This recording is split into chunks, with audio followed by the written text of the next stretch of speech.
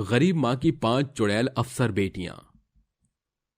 सुहानी अपनी 5 अफसर चुड़ैल बेटियों को आशीर्वाद देकर कहती है, आज मैं तुम्हें इन वर्दियों में देखकर बहुत खुश हूँ। आखिर तुमने वो हासिल कर ही लिया जो तुमने चाहा था। आज मेरी 5 बेटियां अफसर बन गई। मेरी बड़ी बेटी शिखा जो डॉक्टर है, अब वो सबकी मदद करेगी। जानती है ना, डॉक्टर को सब भगवान का दूसरा रूप कहते हैं। हाँ माँ। माँ, आपने संघर्ष करके हमें यहाँ तक पहुँचाया तो बेटियों का भी तो कुछ फर्ज बनता है ना। और माँ, मैं भी कम नहीं हूँ। देखो, पुलिस अफसर की नौकरी मिल गई। अब यहाँ से सारे चोर चक्कों को मैं जेल में बंद कर दूंगी। हाँ मेरी बच्ची, ऐसा ही करना। अगर मेरी दोनों दीदी कम नहीं है तो मैं कैसे हो सकती हूँ? माँ देखना, कॉलेज में मैं सब बच्चों को बहुत अच्छे से पढ़ाऊंगी। हाँ मेरी बिटिया। माँ, आपकी छोटी बेटी बैंक मैनेजर है। जरा मेरे कपड़े देखो, मेरा सूट बूट कितना अच्छा लग रहा है। और मेरी सबसे छोटी प्यारी सी बहन वकील बनी है। देखना, सबके छक्के छुड़ा देगी अदालत में। हाँ दीदी देखना, गलत काम करने वालों को मैं अच्छे से सजा दिलवाऊंगी। तुम 5 का पहला दिन है, अपने इंसान के रूप में आओ। इसे खाकर अच्छे से काम करना। जी माँ। तभी सुहानी अपनी 5 चुड़ैल बेटियों को दही शक्कर खिलाती है, जिसके बाद 5 इंसानी रूप में आ जाती हैं और अपने काम पर जाती हैं। आखिर ये सब क्या था? एक औरत अपने 5 चुड़ैल बेटियों को अफसर के रूप में विदा कर रही थी। आखिर उन्होंने ऐसा क्या संघर्ष किया था कि 5 बेटियों को अफसर बनना ही पड़ा? पूरी बात जानने के लिए हमें कहानी में कुछ समय पीछे जाना होगा, जहां सुहानी अपने पति मनोज के साथ रहती थी। मनोज एक अत्याचारी नशेड़ी पति था जो अपनी पत्नी पर रोज अत्याचार करता था और बेटे की चाह में उसे बहुत मारता था, क्योंकि कुछ समय पहले सुहानी ने एक एक करके 5 बेटियों को जन्म दिया था। उसकी 5 बेटियों की उम्र 6 से 12 साल के बीच में थी। नशे में धुत होकर मनोज उसे फिर से मारता है। तभी 12 साल की बड़ी बेटी शिखा आकर कहती है, पिताजी आप क्या कर रहे हैं? छोड़िए माँ को, लग रहा है। देखिए उनके कितनी चोटें आई हैं। मैं तेरी माँ से बात कर रहा हूँ, तो तुझे बीच में आने की क्या जरूरत है? अभी बताता हूँ तुझे। बहुत जुबान चलने लगी है, 2 फुट की छोरी कहीं की। ऐसा कहकर वो शिखा को धक्का मार देता है। तभी 2 बच्चियां प्रतिमा कृति अपनी मां को आकर बचाती हैं, तो मनोज नशे की धुत में उन्हें भी मारता है। बच्चियां और सुहानी चीखती है, वो दर्द से कराहती है, पर मनोज को उन पर कोई दया नहीं आती। तभी डंडा फेंककर मनोज कहता है, मेरा हाथ दर्द हो गया पर इनकी हेकड़ी तब भी नहीं जाएगी। ला मुझे दारू लाने के पैसे दे। मुझ पर और बच्चों पर हाथ उठाने के बाद आप कैसे हमसे ये उम्मीद कर सकते हैं कि जिस शराब की वजह से आपने हमें मारा, हम आपको और पैसे देकर ये लाने देंगे? तूने फिर अपनी जुबान खोली। हमेशा अपनी मन की चलाई है तूने। एक तो 5 बेटियां मेरी छाती पर डाल दी। अरे इनका दहेज देते देते मैं कंगाल हो जाऊंगा। जी हमेशा ऐसा नहीं होता। अगर आपने बच्चों को अच्छे संस्कार देंगे, अच्छे से पढ़ाएंगे लिखाएंगे, तो ये भी बड़े होकर हमारा नाम रोशन करके अफसर बनेंगी। अरे बकवास बंद कर अपनी। इन पर पैसा लगाना पड़ेगा। पता नहीं मर क्यों नहीं जाती। चल मुझे पैसे निकाल कर दे। बहुत भाषण सुन लिया मैंने तेरा। बापू आप समझते क्यों नहीं हो? आपको नहीं पीना चाहिए ये सब। तू फिर बोली। अब अकल ठिकाने लगा कर रहूंगा तुम माँ बेटी की। मनोज अपनी बेटी को मारने लगता है। तभी सुहानी उसे बचा लेती है और उसका डंडा रोककर कहती है, बस बहुत मार लिया आपने। आपके साथ एक पल नहीं रहूंगी मैं। ये घर छोड़कर जा रही हूँ अपनी बेटियों को लेकर, यहाँ से हमेशा हमेशा के लिए। चलो बच्चियों। तभी वो अपनी पोटली लिए 5 अपनी माँ का हाथ पकड़े एक पेड़ के नीचे बैठ जाती हैं। तभी खुशी कहती है, माँ अब तो हमारी वजह से पापू ने मारा ना। पापू बहुत गंदे हैं। माँ हमारी वजह से आपको इतना सहना पड़ा। देखना हम 5 जरूर अफसर बनकर दिखाएंगे आपको। माँ बहुत भूख लगी है। खाना कहाँ से खिलाऊं? तभी जिस पेड़ के नीचे वो बैठे थे वहां 3-4 सेब एक साथ गिर जाते हैं। ये देखकर सुहानी कहती है, शुक्रिया भगवान, जैसे आपने अभी मदद की ऐसे ही आगे भी करना। बच्चों इस सेब को खा लो, फिलहाल यही है। तभी 5 बेटियां उससे अपना पेट भर लेती हैं। तभी सुहानी भी मजदूरी का काम करती है, जिससे उसे पैसे मिलते हैं और वो एक सस्ता सा कमरा ले लेती है, जहां उसकी 5 बच्चियां रहती हैं। धीरे धीरे काम करने से उसने उस एक कमरे में अपना घर बना लिया। राशन भी ले आई। भरपेट अपनी बच्चियों को वो खाना खिला रही थी। तभी उसने होटल के बर्तन साफ करना भी शुरू कर दिया, जिन पैसों से वो अपनी 2 बेटियों का सरकारी स्कूल में दाखिला करा देती है। स्कूल से आने के बाद दोनों बच्ची अपनी छोटी बहनों को वही पढ़ाई रोज पढ़ाया करती थी। एक दिन वो बहुत लड़ रही थी। खुशी, कीर्ति, मैं तुमसे इतना कह रही हूँ कि तुम पढ़ क्यों नहीं रही हो। माँ हमारे लिए इतनी मेहनत कर रही है तो हमें भी उनके लिए कुछ ना कुछ करना चाहिए ना। तुम जानती हो ना, हमारा सिर्फ एक ही मकसद है, हम पांचों अफसर बनकर दिखाएं, अपनी माँ का नाम रोशन करें। इसलिए तो हमारी माँ मेहनत कर रही है। आप बड़ी हो इसका मतलब ये नहीं कि आप कुछ भी लेक्चर दोगी हमें। हमें पता है हमें कब पढ़ना है कब नहीं। वो 2 घंटे से हम पढ़ ही रहे हैं। लड़कर कृति बाहर आती है। उसे रोकने के लिए उसकी चारों बहन पीछे पीछे जाती हैं, जहां एक ट्रक वाला उन पांचों को उड़ा देता है, जिसके बाद वो पांचों मर जाती हैं। अपनी पांचों बेटियों के शव देखकर सुहानी टूट जाती है और कहती है, हे भगवान, अब क्या होगा? मेरी 5 बेटियां मुझे छोड़कर चली गई। अब मैं किसके सहारे जीऊंगी? तभी आसपास की औरतें उसे समझाती हैं। 2 दिन से सुहानी ने कुछ भी नहीं खाया था। तभी उसकी 5 बेटियां चुड़ैल बनकर वापस लौटती हैं और कहती हैं, माँ, और कब तक भूखी रहोगी? अब खाना भी खा लो। हाँ माँ, हम आपको ऐसे नहीं देख सकते। मेरी बच्चियों, तुम वापस कैसे आ सकती हो? आप इतना लो नहीं थी कि आंसू पोंछने के लिए आना ही पड़ा। हम आपको छोड़कर कभी नहीं जाएंगे और आपके सपने को पूरा करेंगे। अगर तुम अफसर बनने का जज्बा रखती हो तो मैं भी अपनी तरफ से कोई कमी नहीं छोड़ूंगी तुम्हारी पढ़ाई में। ये कहकर सुहानी पहले की तरह ही काम करने लगती है और मेहनत के पैसों से अपनी बेटी को पढ़ाती थी। उसकी बेटी अपना रूप बदलने के बाद स्कूल जाकर पढ़ाई किया करती थी। देखते ही देखते साल बीत गए। सुहानी की 5 बेटियां अपने अपने मुकाम पर पहुंच चुकी थीं। बड़ी बेटी शिखा डॉक्टर बन गई थी, प्रतिमा काबिल पुलिस ऑफिसर बन गई थी, Kriti college professor, Jessica bank manager और खुशी को न्याय दिलाने के लिए वकील बन गई थी। उन्हें उस वर्दियों में देखकर सुहानी की आंखों से आंसू निकल आते हैं। आखिर तुम 5 ने वो कर दिखाया जो सपना मैंने देखा था। आज तुमने उस सपने को साकार कर दिया। मेरी बच्चियों, तुमने बहुत मेहनत की है यहाँ तक आने में। माँ, मेहनत तो आपने की है हमें यहाँ तक लाने में। आपने लोगों के जूठे बर्तन साफ करने के लिए दिन में 2-2 जगह काम किया, फिर हमारे लिए खाना बनाया, हमारे इतने अच्छे से पाला, हमारे ट्यूशन की फीस भरी, तब जाकर हम इस मुकाम तक पहुँचे हैं। आप सच में बहुत अच्छी माँ हो। हाँ माँ, अब आपको किसी भी चीज़ की दिक्कत नहीं होने देंगे हम, और आपको कोई काम भी नहीं करना पड़ेगा। आपकी सरकारी बेटियों को सरकारी नौकरी और नया बंगला जो मिला है। अच्छा माँ, आज हम सबका पहला दिन है, हमारे जाने का समय हो गया है, टाइम पर भी पहुँचना है। हाँ बच्चे, मुझे तुम पर नाज है। मेरी बच्चियों, अच्छे से जाना और अच्छे से सारा काम करना।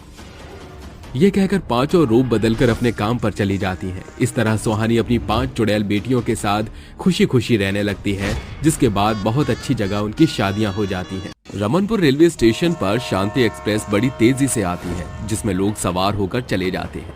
कुछ देर बाद लोग डरने लग गए थे, क्योंकि उनकी ट्रेन गति से ज्यादा तेज चल रही थी।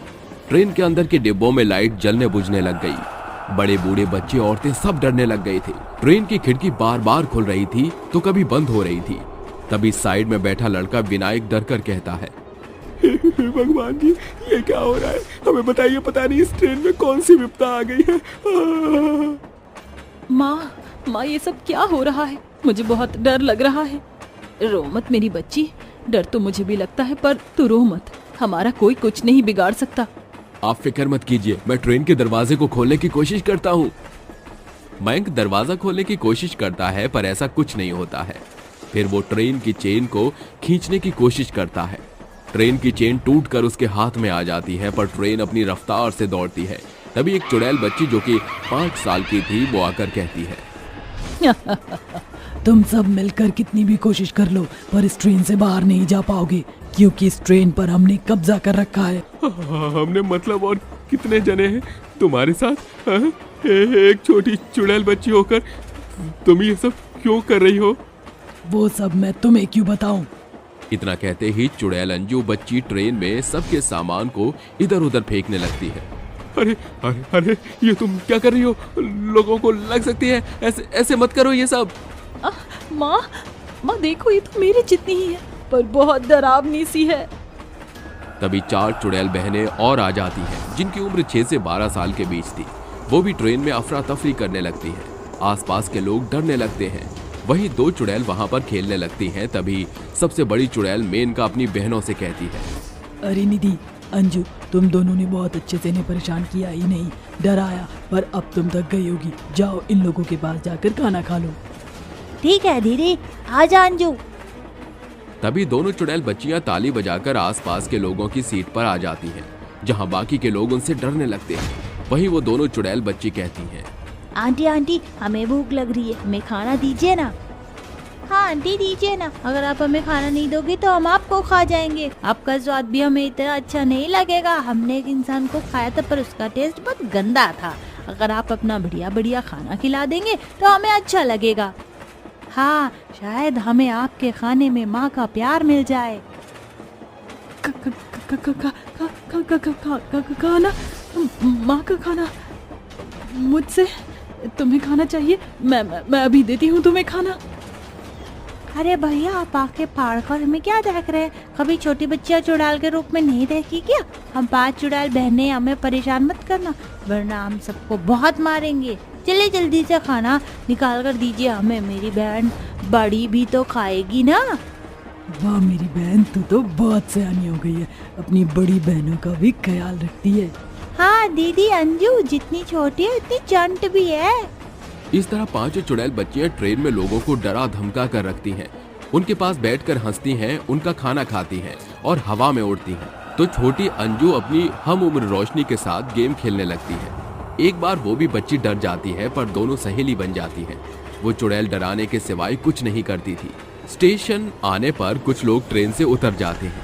इस तरह वो सभी आने जाने वाले लोगों को ट्रेन में 5 चुड़ैल बहनें डराया करती थी। एक दिन ट्रेन में कुछ 4 लड़के आते हैं जो कि अजीब से थे।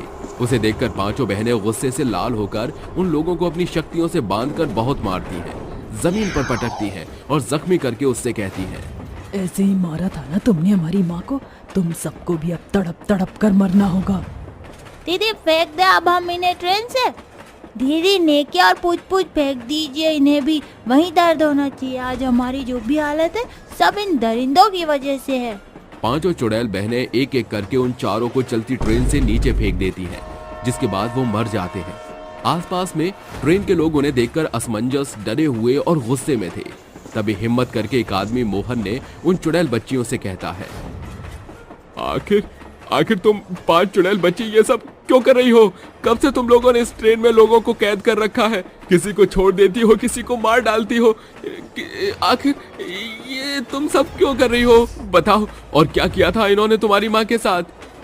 जानना चाहते हो तो सुनो। आज से कुछ महीने पहले मैं अपनी माँ विनीता के साथ और मेरी 4 छोटी बहनें पल्लवी, सोना, निधि, अंजू, हम इस ट्रेन में आए थे अपने गांव वापस लौटने के लिए। मेरे पिताजी का बिजनेस अच्छा था, इसलिए उन्होंने हम सबको सोने की चैन पहनाई थी।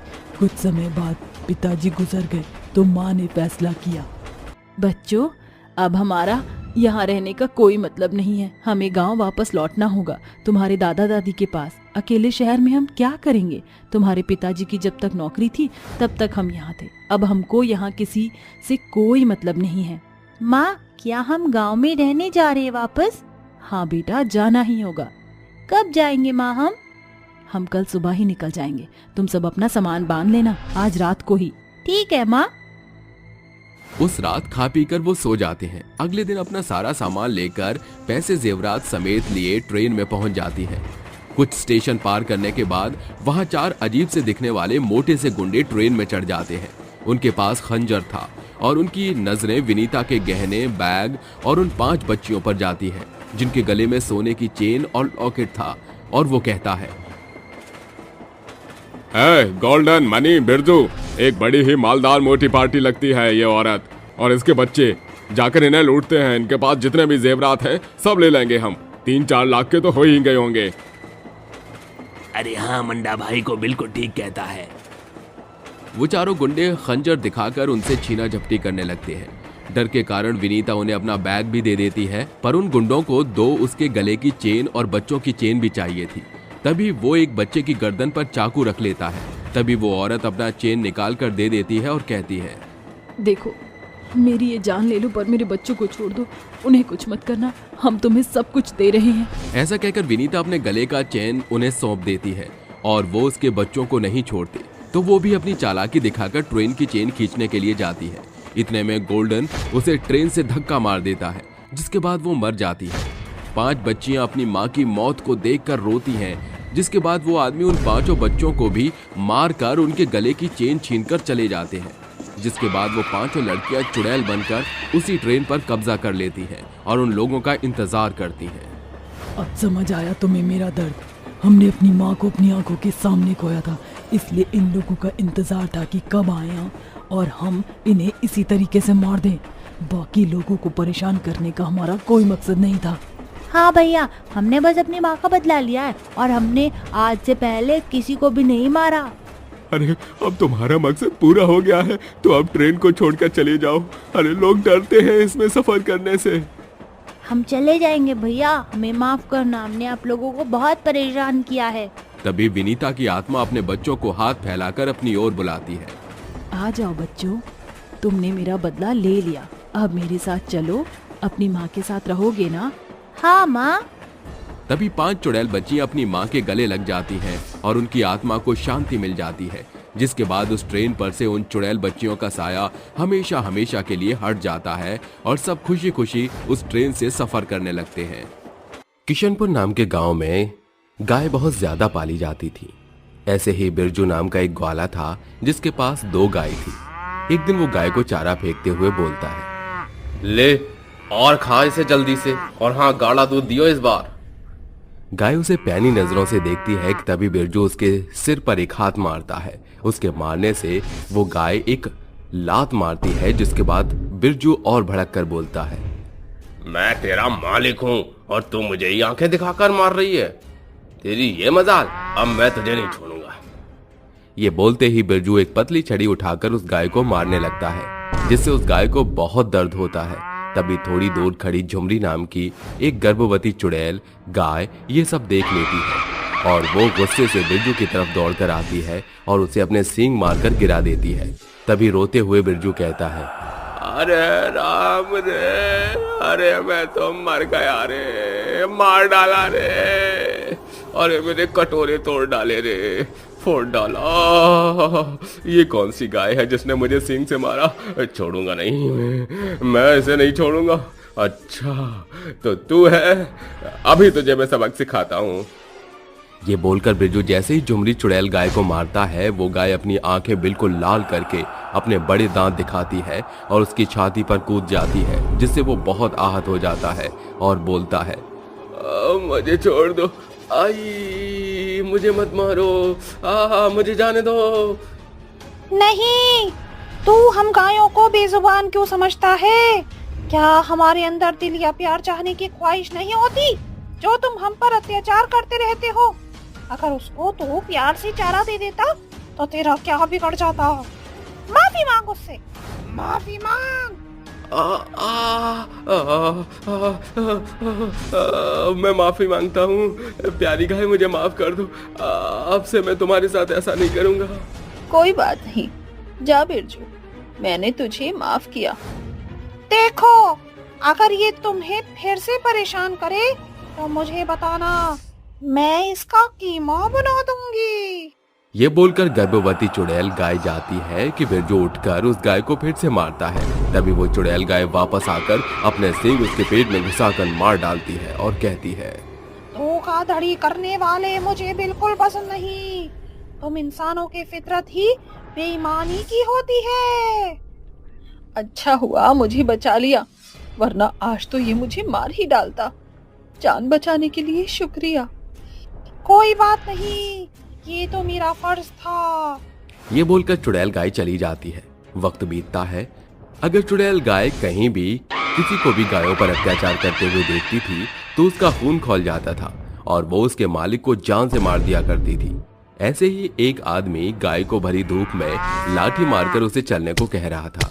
गाय की हालत बिल्कुल बेकार हो चुकी थी। वो भूखी और प्यासी थी, जिस वजह से वो एक कदम भी आगे नहीं बढ़ पा रही थी। तभी वो आदमी उस गाय पर लाठी मारते हुए कहता है, अरे तू चल क्यों नहीं रही है? मार रहा हूं तब भी ढीठ सी यहीं खड़ी है, चलना। मालिक, मुझसे अब और नहीं चला जाता। मैं इस धूप में थक चुकी हूँ। एक कदम और चली तो गिर जाऊंगी। ओहो, तो अब तेरे भी नखरे सहने पड़ेंगे मुझे। चुपचाप चल ले। मालिक, मैं बहुत थक गई हूँ, मुझे बस थोड़ा सा पानी पिला दीजिए, मैं चल लूंगी। लगता है तू ऐसे नहीं मानेगी, तुझे सबक सिखाना पड़ेगा। ये बोलकर वो आदमी उस बेचारी गाय को मार मार के जख्मी कर देता है। गाय की हालत बहुत बुरी हो जाती है, वो जमीन पर गिर पड़ती है। वो आदमी अपनी गाय के गले में से फंदा निकालकर उसे छोड़कर चला जाता है। वो घायल तपती धूप में वहीं बेहोश पड़ी रहती है। तभी गर्भवती चुड़ैल गाय की नजर उस बेहोश गाय पर पड़ती है और उससे वो कहती है, अरे उठो, सुनो, तुम्हें क्या हुआ? तभी चुड़ैल गाय अपनी पूंछ से उसके मुंह पर सहलाती है, जिसके बाद वो गाय होश में आ जाती है और कहती है, मैं कहाँ हूँ? मुझे प्यास लगी है, पानी चाहिए। तुम ठीक तो हो ना? मैं तुम्हें पानी पिलाती हूँ। उठो और मेरे साथ मेरे घर चलो। ये बोलकर चुड़ैल गाय उसे जंगल की तरफ ले जाकर कहती है, देखो, मैं यहाँ रहती हूँ। तुम पानी पी लो और मुझे बताओ तुम्हारी ये हालत कैसे हुई? तुम्हारे गले में भी निशान है। वो मेरी हालत मेरे मालिक ने की है। वो मुझे तपती धूप में चलने को मजबूर कर रहे थे, मुझे मारा भी, और जब मैं बेहोश हो गई तो मुझे छोड़कर चले गए। क्या तुम्हारे साथ इतना सब हो गया? बताओ तुम्हारा मालिक कहाँ है? उसे तो मजा चखाना ही पड़ेगा। नहीं, वो तुम्हें भी मारेगा, तुम मत जाना उसके पास। तुम मेरी फिक्र मत करो, मैं उससे बहुत ज्यादा ताकतवर हूँ। बस तुम मुझे उसके पास लेकर चलो। गर्भवती चुड़ैल गाय की बात सुनकर वो गाय अपने मालिक के पास उसे ले जाती है, जहाँ वो चुड़ैल गाय अपने असली खोखा रूप में आकर उसके मालिक को कभी अपने सिंग से तो कभी पैरों से बहुत मारती है, जिसके बाद वो मर जाता है। तभी चुड़ैल गाय उस गाय से कहती है, देखा तुम्हारे साथ बुरा करने वाले का मैंने क्या हाल किया। मुझे ऐसे लोगों से सख्त नफरत है जो बेजुबान गायों पर अत्याचार करते हैं। पर तुम इतनी बुरी नफरत क्यों करती हो? क्या तुम्हारे साथ कुछ बुरा हुआ था? हाँ, मेरे साथ बुरा हुआ है, बहुत बुरा। 6 महीने पहले की बात है। मेरे मालिक जग्गी बहुत गरीब थे, इतना गरीब था कि कभी उस पर खाने के लिए भी कुछ नहीं था। ऐसे ही मैं उसे जंगल में मिल गई। उसने मुझे वहाँ चारा इकट्ठा करके खिलाया और फिर मुझे अपने घर ले गया। मेरे मालिक ने मेरा बहुत ख्याल रखा, मुझे चारा खिलाया, जिसके बाद मैं उसे गाढ़ा दूध देती थी और धीरे धीरे वो अमीर हो गया और घमंडी भी। कुछ महीने बाद मैं गर्भवती हो गई, जिसके बाद मेरी तबीयत खराब होने लगी और मैंने दूध देना बंद कर दिया था। तभी मेरा मालिक आकर कहता है, क्यों रे, इतने दिन हो गए दूध क्यों नहीं देती है? तेरी वजह से मेरा बिजनेस ठप होता जा रहा है। अगर तू दूध नहीं देगी तो मैं कमाऊंगा कैसे? मालिक, मेरी तबीयत ठीक नहीं है, कुछ वक्त तक मैं दूध नहीं दे पाऊंगी। अच्छा, तो तू दूध नहीं देगी? ये सुनकर जग्गी उसे बहुत मारता है, जिसके बाद वो और जख्मी कमजोर हो जाती है। कुछ दिन बाद जग्गी दूसरी गाय ले आता है, जो आलसी और कमजोर थी। इस वजह से वो कम दूध देती थी। जग्गी को यह बर्दाश्त नहीं हुआ। दिन पर दिन उसका घाटा होता जा रहा था। इसी वजह से वो एक दिन बहुत दारू पी के झुमरी को कहता है, झुमरी, तूने मेरे साथ बहुत गलत किया है। अब तेरी वजह से मेरा बहुत घाटा हुआ है। अब मुझ पर पैसे भी नहीं रहे और कोई मुझसे दूध भी नहीं खरीदता था।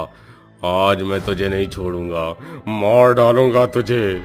मालिक, मालिक ऐसा मत कीजिए, मुझ पर तरस खाइए। मैं गर्भवती हूँ, कुछ तो समय लगेगा ना मुझे दूध देने में। मेरी तबीयत भी ठीक नहीं है। चुप पनौती गाय, तूने मुझे बर्बाद कर दिया। आज मैं तुझे मार डालूंगा। ये बोलते ही जग्गी चूल्हे में से लकड़ी लाकर झुमरी को जला देता है, जिसके बाद झुमरी तड़प तड़प कर जलकर मर जाती है और चुड़ैल बन जाती है।